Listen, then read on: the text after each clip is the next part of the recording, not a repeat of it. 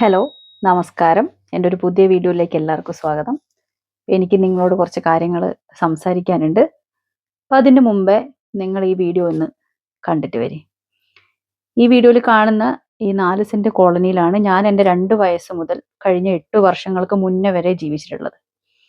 അപ്പോൾ ആ കോളനിയെ പറ്റി കൂടുതൽ കാര്യങ്ങൾ പറയാനുള്ള ഒരു ഇതെനിക്കുണ്ട്. അവിടുത്തെ അനുഭവങ്ങൾ കുറേ ഉണ്ട്, ഒരുപാടുണ്ട് പറയാൻ. അപ്പോൾ അതിൽ കുറച്ച് എനിക്ക് നിങ്ങളുമായിട്ട് ഷെയർ ചെയ്യണം. അപ്പം അതുകൊണ്ട് നിങ്ങളൊന്ന് കണ്ടിട്ട് വരൂ.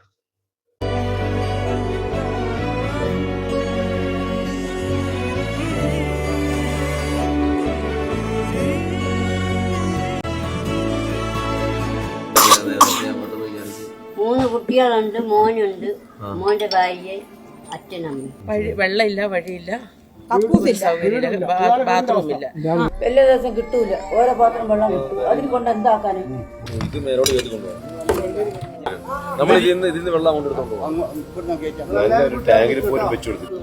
കക്കൂര് ഇത്ര ഞാൻ നടന്നിട്ടുണ്ട്.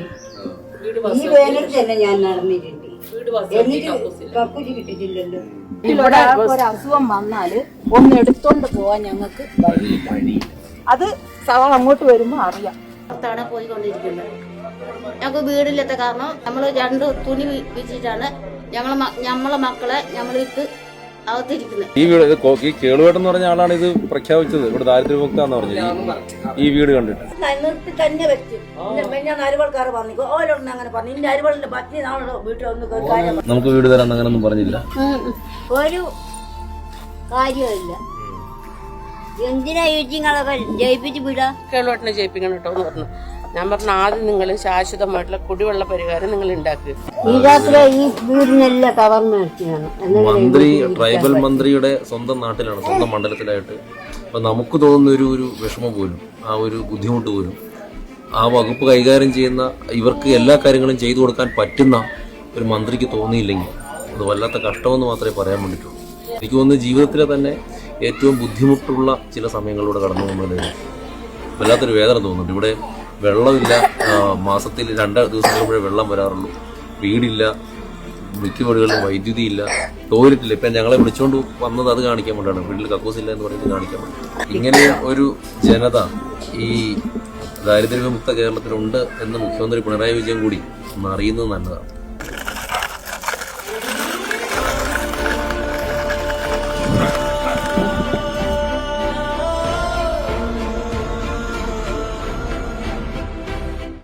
അപ്പോൾ നിങ്ങൾ വീഡിയോ കണ്ടല്ലോ അല്ലേ? ഇപ്പോൾ നമ്മുടെ എന്താ പറയുക, ദാരിദ്ര്യ വിമുക്ത കേരളത്തിൻ്റെ അവസ്ഥ നിങ്ങൾക്ക് മനസ്സിലായിട്ടുണ്ടാവുമല്ലോ. ഇതാണ് നമ്മുടെ ദാരിദ്ര്യ വിമുക്ത കേരളത്തിൻ്റെ അവസ്ഥ.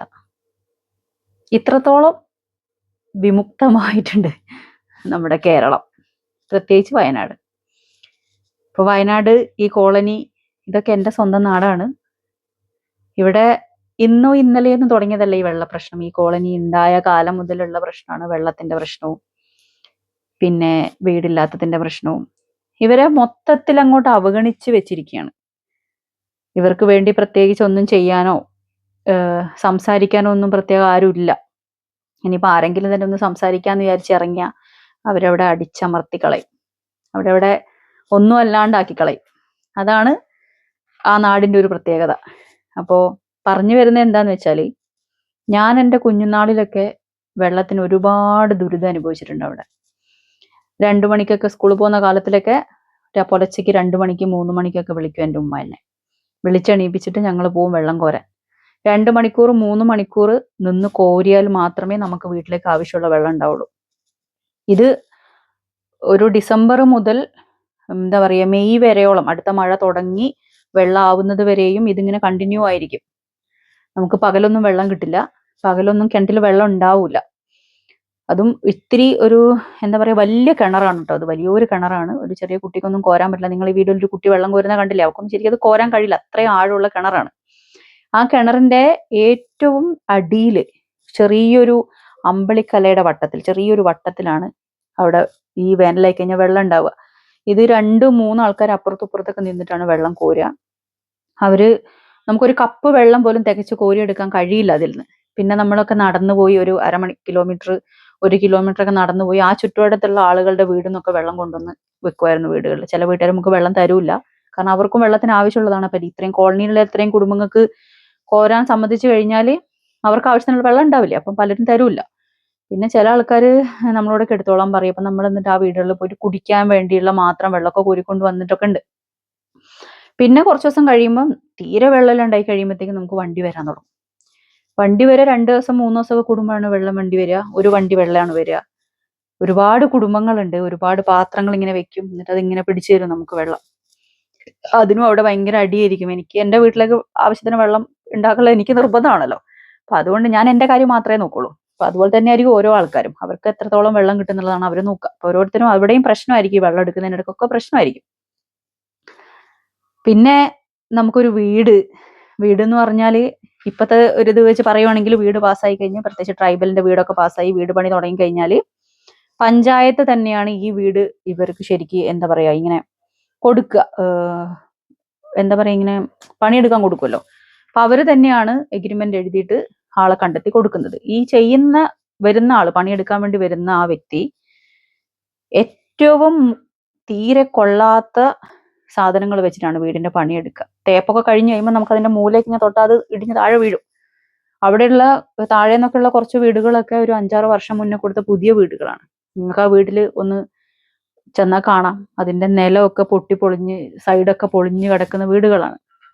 ഇതെല്ലാം തന്നെ എന്താ പറയുക, കോൺട്രാക്ട് കൊടുക്കുന്ന ആള് അതിഭംഗിയായിട്ട് അതിഗംഭീരമായിട്ട് പുതിയ സാധനങ്ങളിട്ട് അല്ലെങ്കിൽ നല്ല ക്വാളിറ്റി ഉള്ള സാധനങ്ങൾ വെച്ച് ചെയ്യുന്നതിന്റെ ഗുണമാണ് അവിടെ കാണുന്നത്. പിന്നെ എന്ന് പറഞ്ഞാൽ ഇവരെ ഫുഡിന്റെ കാര്യം എന്ന് പറഞ്ഞാൽ റേഷൻ കടയിൽ നിന്ന് കിട്ടുന്ന ഫുഡായിരിക്കും. പിന്നെ വീട്ടിൽ നിന്ന് പണിക്ക് പോയിട്ട് അന്നന്ന് പണിക്ക് പോകും. ആ കിട്ടുന്ന പൈസയ്ക്ക് അന്നന്ന് ജീവിക്കുന്നവരാണ് ഇവര്. നമ്മൾ ഇങ്ങനെ സ്വരൂപിച്ച് വെക്കണം, നാളെ എനിക്ക് ഇന്ന കാര്യങ്ങൾ ചെയ്യണം, ഇതൊന്നും അവർക്ക് അറിയില്ല. അവർക്ക് വിദ്യാഭ്യാസമോ അല്ലെങ്കിൽ ഇങ്ങനെ നാളത്തെ കാര്യങ്ങൾ ഇങ്ങനെ വേണം അത് വേണം ഇത് വേണം എന്ന് ചിന്തിക്കാനുള്ള ഒരു ഇതില്ലാത്ത ആൾക്കാർ. ഇന്ന് എനിക്ക് എങ്ങനെ ജീവിക്കാം, ഇന്ന് എനിക്ക് എന്തൊക്കെ മേടിക്കാം, അങ്ങനെയാണ് അവര്. കിട്ടുന്ന പൈസക്ക് അന്നന്ന് കാര്യങ്ങൾ നടത്തി അന്നന്ന് ഫുഡ് കഴിച്ചിട്ട് അങ്ങനെ ജീവിക്കും. പണിയൊക്കെ ഇല്ലാണ്ടായി കഴിഞ്ഞാൽ ചിലപ്പോൾ ഒരു നേരമൊക്കെ ആയിരിക്കും ഇവരുടെ വീട്ടിൽ ഭക്ഷണം ഉണ്ടാവുക. റേഷൻ കടയിൽ നിന്ന് കിട്ടുന്ന അരിയാണ് മിക്ക വീട്ടിലെയും ഭക്ഷണം എന്ന് പറഞ്ഞാൽ. അതൊരു നേരത്തെ ഒരു ചോറൊക്കെ ആയിരിക്കും ചിലപ്പം. അതുകൊണ്ടാണ് അവർ മുന്നോട്ടേക്ക് പോകുന്നത്. പിന്നെ വേറൊരു കാര്യം എന്താ പറയാനുള്ളതെന്ന് വെച്ചാൽ, അവിടെ ഒരുപാട് വീട് പാസ്സായിട്ട് വീടിന്റെ കൂടെ എടുക്കേണ്ടത് തന്നെയായിരിക്കും ചിലപ്പം കക്കൂസൊക്കെ. അത് എടുക്കില്ല അവര്, ചെയ്യാതെ പോവും. അല്ലെങ്കിൽ ഫണ്ട് പിന്നെ കിട്ടുള്ളൂ എന്നൊക്കെ പറഞ്ഞിട്ട് അവരങ്ങ് പോവും. പിന്നെ അവർ ആ വഴിക്ക് വരൂല. ഈ വീട് കോൺട്രാക്ട് എടുക്കുന്ന ആളാ കോൺട്രാക്ടർ പിന്നെ ആ വഴിക്ക് വരൂല. ബാത്റൂമിന്റെ ഒന്നും പണി ചെയ്തു കൊടുക്കൂല. തൊട്ടടുത്ത വീട്ടിലെ ബാത്റൂമൊക്കെ യൂസ് ചെയ്യുന്ന ആൾക്കാരൊക്കെ ഇപ്പോഴും അവിടെ ഉണ്ട്. മക്കളെ കാര്യമൊന്നും പിന്നെ പറയണ്ടല്ലോ. കുഞ്ഞു ഒരുപാട് മക്കൾ ഇപ്പൊ അവിടെ ഉണ്ട്. അന്നൊക്കെ ഒരു കുടുംബത്തില് അച്ഛൻ അമ്മ, അവർക്ക് ഈ ട്രൈബലിന്റെ ഞാൻ പറയാതെ തന്നെ നിങ്ങൾക്ക് അറിയായിരിക്കും, കുറെ മക്കളുണ്ടാവും. ഒരു 6 മക്കൾ 7 മക്കളൊക്കെ ഒരു വീട്ടിലുണ്ടാവും. അതിൽ കൂടുതലുള്ള വീടുകളും ഉണ്ട് കേട്ടോ. അപ്പൊ ഇവരെന്താ ചെയ്യാന്ന് വെച്ചാല്, ഈ അന്ന് അവർക്കത് ഒരു വീട് മതി താമസിക്കാൻ. ആ ഒരു വീട്ടിൽ അവർ അഡ്ജസ്റ്റ് ചെയ്ത് അങ്ങ് ജീവിച്ചു പൊക്കോളും. ഇന്നത്തെ സ്ഥിതി എന്ന് പറയുമ്പോൾ ആകെ ആ കോളനിയിൽ ഒരാൾക്ക് കൊടുക്കുന്ന സ്ഥലം 5 സെന്റ് മാത്രമാണ്. 4 സെന്റാണ്, 5 അല്ല 4 സെന്റ്. ഈ 4 സെന്റിലാണ് ഇവർ ഈ വീട് വെച്ചിട്ടുള്ളത്. ഈ വീട്ടില് ഇന്ന് താമസിക്കുന്നത് ഒരു വീട്ടില് 5 മക്കളുണ്ട്. അതിൽ ഒരു 3 ആള് കല്യാണം കഴിച്ചിട്ടുണ്ടാവും. ഈ 3 ആൾക്കും ഈ 2 മക്കൾ വെച്ചായിട്ടുണ്ടാവും. അപ്പൊ നിങ്ങളൊന്ന് കണക്കൂട്ടണം. ഒരു 15 ആള് 20 ആളിനൊക്കെ അടുത്ത് താമസിക്കുന്ന വീടുകൾ പോലും അവിടെ ഉണ്ട്. ഈ 400 സ്ക്വയർ ഫീറ്റിന്റെ കുഞ്ഞു വീടാണ്. ഈ വീടിനുള്ളിൽ തിങ്ങിപ്പാർ താമസിക്കുന്ന കാര്യമാണ് ഞാൻ പറയുന്നത്. എന്തെങ്കിലും ഒരു അപകടം വന്നാല് ഇത്രയും ജീവനും ഭീഷണിയാണ്. അല്ലെങ്കിൽ ഒരു അസുഖം വന്നാൽ, ഒരാൾക്കൊരു പനി, ഒരു പകർച്ചവ്യാധി വന്നു, അത് മറ്റുള്ളവരിലേക്ക് എത്താൻ ഏറ്റവും എളുപ്പമാണ്. പിന്നത്തെ ഞാൻ പറഞ്ഞല്ലോ 4 സെന്റ് സ്ഥലം. ഈ ഓരോ 4 സെന്റിലും ഓരോ വീടാണ്. ഈ വീട്ടിലെല്ലാം തന്നെ അച്ഛനമ്മ അല്ലെ അവരുടെ ഒരു 4-5 മക്കള് ഉണ്ടാവും. അപ്പോ അവിടുത്തെ ഒരു ഭീകരാവസ്ഥ നിങ്ങൾക്കൊന്ന് ഊഹിച്ചാൽ തന്നെ മനസ്സിലാവും. മേലേക്കൊക്കെ കുറെ വീടില്ലാത്ത കുറെ ആൾക്കാർ, ചെറിയ പ്ലാസ്റ്റിക് ഷെഡ് കൊണ്ടൊക്കെ മറച്ചിട്ടുള്ള ഒരുപാട് വീട്ടുകാർ അവിടെ ഉണ്ട്. പിന്നെ കുട്ടികൾ എന്നൊക്കെ പറഞ്ഞാല് ആദ്യം സ്കൂൾ തുറക്കുമ്പോഴൊക്കെ അവർ കുറച്ച് ദിവസമൊക്കെ സ്കൂളിലൊക്കെ പോകും. പിന്നെ ഇവർ ഈ സ്കൂളിൽ കൊണ്ടുപോകാൻ വരുന്ന ആൾക്കാരൊക്കെ ഉണ്ട്. എന്തോ അതിന്റെ കുറെ പ്രൊമോട്ടർമാരോ അങ്ങനെ ആരൊക്കെയോ വരും സ്കൂളിൽ കൊണ്ടുപോകാൻ വേണ്ടിയിട്ട്. പകുതിയിലേറെ കുട്ടികളും സ്കൂളുകളിൽ പോവില്ല. വരുന്ന കുറച്ച് കുട്ടികൾ അവർ സ്കൂളിൽ കൊണ്ടുപോയി വിടും.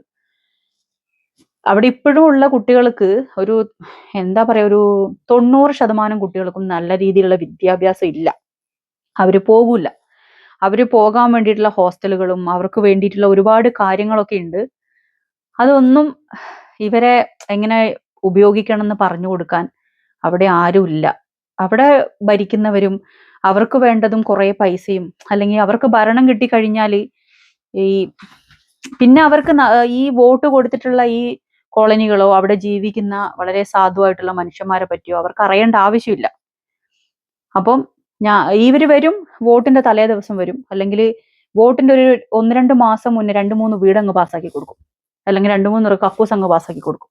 ഇത് കണ്ടിട്ട് ഈ പാവങ്ങൾ വിചാരിക്കും, ഓ എനിക്ക് വീട് കിട്ടില്ല, ഇനി അടുത്താക്കും വീട് കിട്ടും, അല്ലെങ്കിൽ നിനക്ക് വീട് കിട്ടില്ല എനിക്കും വീട് കിട്ടും, അപ്പൊ നമുക്ക് ഇവർക്ക് തന്നെ വോട്ട് ചെയ്യാം.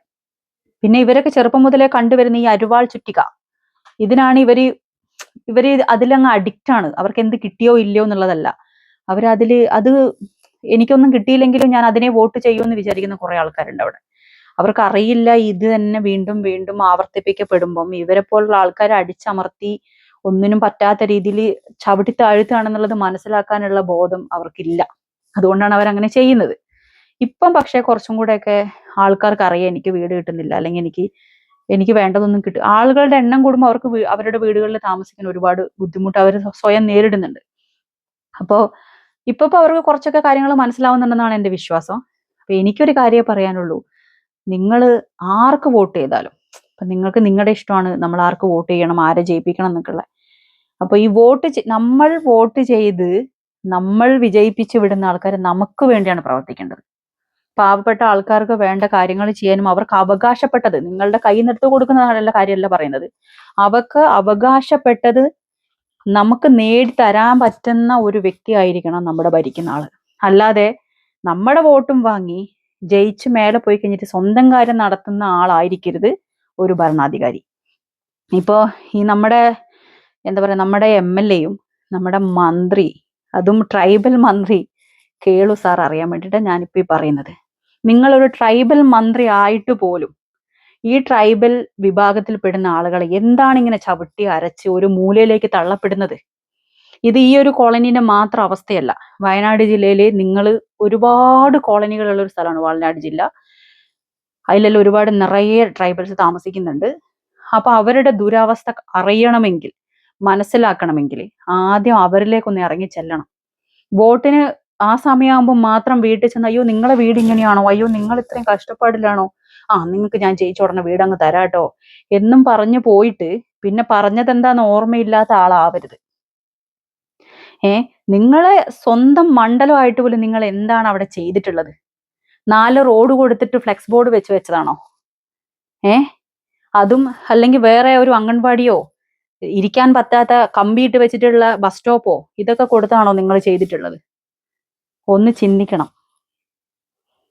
നിങ്ങൾ ജയിപ്പിച്ച പാവപ്പെട്ടിട്ടുള്ള ഈ പറഞ്ഞിട്ടുള്ള ആൾക്കാര് അവരില്ലെങ്കിൽ ഇന്ന് നിങ്ങളില്ല അവിടെ.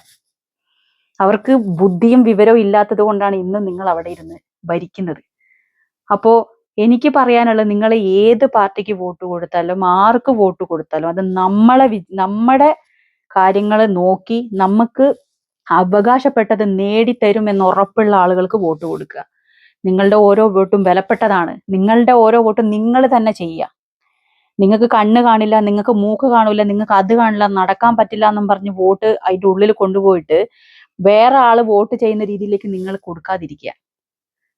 നിങ്ങൾ വോട്ട് ചെയ്യാൻ ഏൽപ്പിക്കുന്ന ആള് നിങ്ങൾ പറയുന്ന ആ സ്ഥലത്ത് തന്നെ കറക്റ്റ് കുത്തണം എന്നില്ല, അയാൾക്ക് തോന്നുന്നിടത്ത് അയാൾ കുത്തുള്ളൂ. അതുകൊണ്ട് ചിന്തിക്കുക. ദയവ് ചെയ്ത് നിങ്ങൾക്ക് ഇനിയും ഇങ്ങനെ ഇതുപോലെ വീടില്ലാതെ കക്കൂസില്ലാതെ മര്യാദക്കൊന്ന് ഉടുത്തു മാറാനുള്ള ഡ്രസ്സില്ലാണ്ട് ജീവിക്കണോ, അല്ലെങ്കിൽ അത്യാവശ്യം കുഴപ്പമില്ല എനിക്കൊരു വീടും എനിക്കിന്ന് അത്യാവശ്യം കഴിക്കാനുള്ള ഭക്ഷണവും വെള്ളവും ഒക്കെ ഉള്ളൊരു വീട്ടിൽ താമസിക്കണോ എന്നൊക്കെ ഉള്ളത് നിങ്ങൾ ചിന്തിക്കുക. നിങ്ങളുടെ ഓരോരുത്തരുടെ വോട്ടും വിലപ്പെട്ടതാണ്. നിങ്ങൾ വോട്ട് കൊടുക്കുമ്പോൾ ചിന്തിച്ച് നമുക്ക് എന്തൊക്കെ ചെയ്ത് നല്ല കാര്യങ്ങൾ ചെയ്തു തരും എന്നുള്ള ഒരു സ്ഥാനാർത്ഥിക്ക് വോട്ട് കൊടുത്ത് വിജയിപ്പിക്കുക. എന്നാൽ മാത്രമേ നമുക്ക് നമ്മളെ നാട്ടിൽ നിലനിൽപ്പുള്ളൂ. ഇതെന്റെ അഭിപ്രായമാണ്. ഇത് ഇഷ്ടപ്പെടാത്ത ഒരുപാട് ആൾക്കാരുണ്ടാവും, അതൊന്നും എനിക്ക് പ്രശ്നമല്ല. നമ്മളൊക്കെ അനുഭവിച്ചിട്ടുള്ള, ഇപ്പോഴും അനുഭവിച്ചുകൊണ്ടിരിക്കുന്ന കാര്യങ്ങൾ തന്നെയാണിത്. അപ്പോൾ എനിക്ക് ഇത്രേ പറയാനുള്ളൂ. അപ്പൊ എൻ്റെ വീഡിയോ ഇഷ്ടമാണെങ്കിൽ ലൈക്ക് അടിക്കുക, കമന്റ് അടിക്കുക, നിങ്ങൾ ഷെയർ ചെയ്യാൻ, നിങ്ങൾക്ക് പറയാനുള്ള അല്ലെങ്കിൽ നിങ്ങൾക്ക് നിങ്ങൾക്കും പറയാനുണ്ടാവും, നിങ്ങളുടെ ചുറ്റുവട്ടത്തും ഉണ്ടാവും. അങ്ങോട്ടോ ഇങ്ങോട്ടോ തിരിഞ്ഞാൽ നമുക്കും കാണാം നമ്മുടെ ചുറ്റുവട്ടത്തും ഒന്നുമില്ലാത്ത കുറെ ആൾക്കാർ, അല്ലെങ്കിൽ ഒന്നിലും ഇല്ലാതെ ഇപ്പോഴും എനിക്കൊന്നും കിട്ടുന്നില്ലെന്നും പറഞ്ഞ് ജീവിക്കുന്ന കുറേ ആൾക്കാർ ഇപ്പോഴും ഉണ്ട് അവിടെ ഈ ചുറ്റുവട്ടത്ത്, നമ്മുടെയൊക്കെ ചുറ്റുവട്ടത്തുണ്ട്. അത് ഈ വയനാട് ജില്ല എന്ന് മാത്രമല്ല എല്ലാ സ്ഥലത്തും ഉള്ളവരാണ്. അപ്പൊ നിങ്ങൾ മനസ്സിലാക്കിയിട്ട് നല്ലത് ചെയ്യുമെന്ന് ഉറപ്പുള്ള ആളുകൾക്ക് വോട്ട് കൊടുക്കുക. അപ്പൊ എനിക്ക് ഇത്രേ പറയാനുള്ളൂ. അപ്പൊ അടുത്തൊരു വീഡിയോയിൽ കാണുന്നവരെ എല്ലാവർക്കും എൻ്റെ നമസ്കാരം.